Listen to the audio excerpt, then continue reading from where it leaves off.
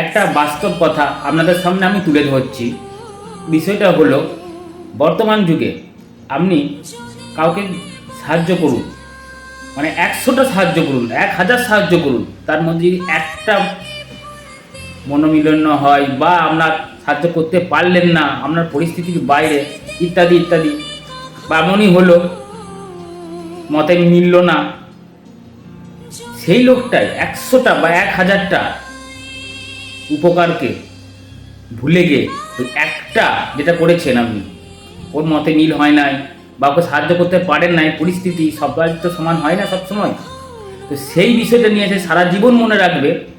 আরেকটা জিনিস, সে আরও 5জনকে বলে বেড়াবে যে আমার ও এই ক্ষতিটা করেছে, ও আমার এই অপকারটা করেছে, কিন্তু এইটাও লোককে বলে বেড়াবে না সেও যে ও আমার 1000 বা 100টা উপকার করেছে।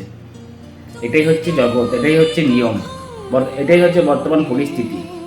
তাই আপনি একটা গাছে যেরকম ফল জন্য গাছ লাগাচ্ছেন, এইটা আশা করবেন না যে গাছটা লাগিয়েছি বলে ফলের আশা করছি, এইটা ভুল ধারণা। ঠিক তেমনই কাউকে উপকার করলে এইটা আশা করবেন না যে আমি তার কাছ থেকে ঠিক ফিডব্যাক পাবো।